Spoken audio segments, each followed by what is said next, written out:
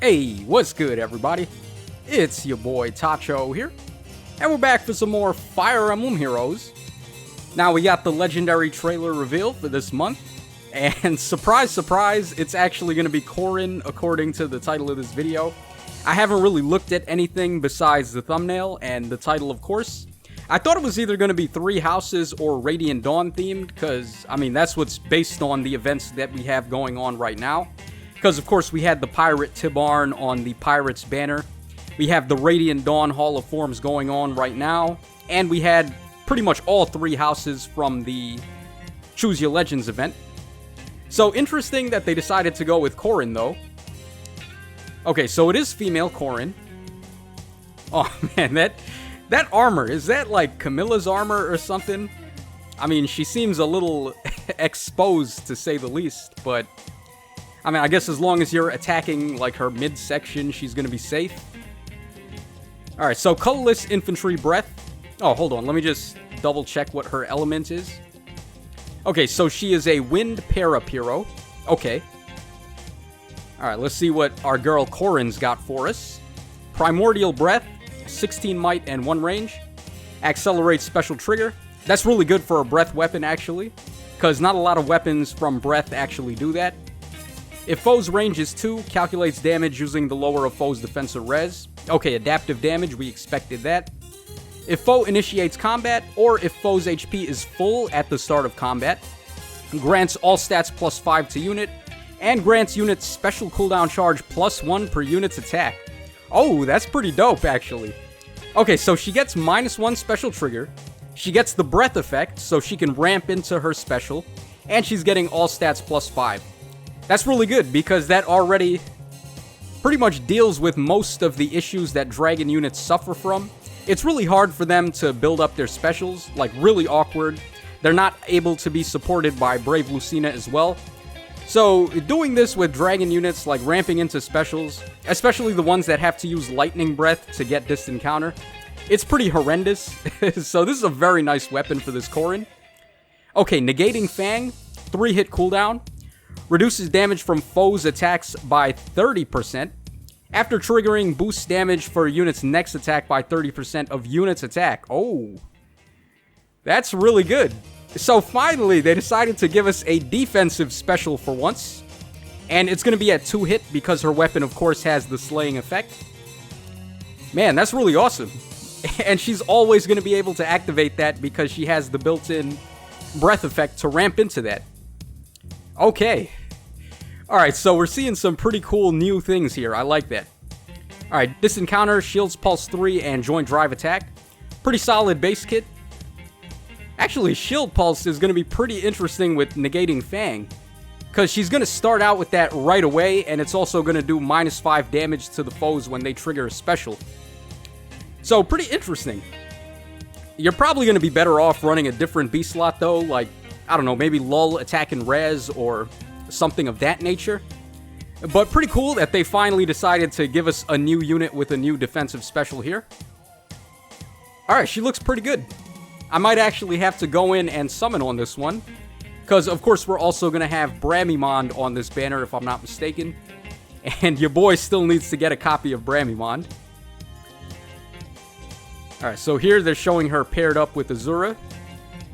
Alright, pretty cool stuff.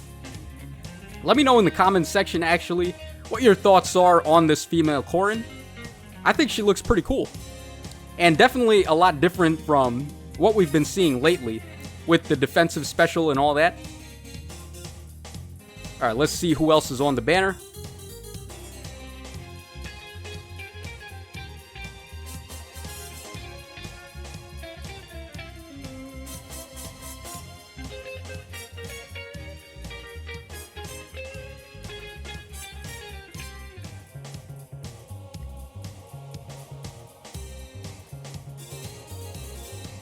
Okay, so here are going to be the focus units.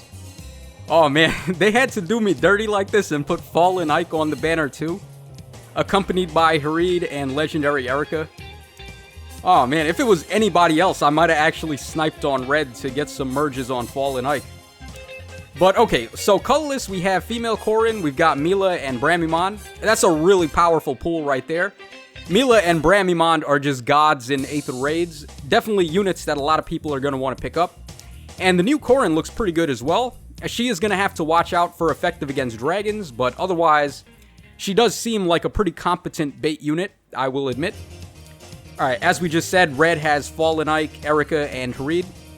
Green's got Legendary Hector, Gunthra, and Rinka. And blue has Naga, Nils, and also the Legendary Julia. Okay, standout color, definitely colorless. I think it just goes without saying. The quality of the units on colorless are pretty insane, to be honest. I think in next place, it's probably got to be red. Well, actually, no. Maybe it's blue because, yeah, Legendary Julia and Naga, both very good, and Nils, also really good. So I'm calling it blue as second place. And for third place, I guess it's red. Yeah, definitely Fallen Ike is really good. He totally saves the red pool. Harid is still pretty good, even to this day, and he is distant counter fodder at the very least. But Legendary Erica, I guess she's not really the best. I mean, she does have attack and speed solo 3. It has been power crept slightly by the level 4 variant, but it's not even like the biggest power creep, it's only 1 extra point. So I guess, yeah, red is pretty good, and then I guess green is in last place. Gunthra and Hector are pretty old at this point. Hector does have some tricks up his sleeve, though, with Ostian Pulse. I do like that about him. And Gunthra does actually have the Broadleaf fan effect on her tome, so she could be pretty worthwhile on a Cavline team, I guess. But her stats definitely leave a lot to be desired at this point in time. And Rinka, I think Rinka comes with Distant Foil, which is obviously not that good. I mean, Distant Foil and Distant War are just not as good as Distant Counter, because the split between bows and mages are just way too wide.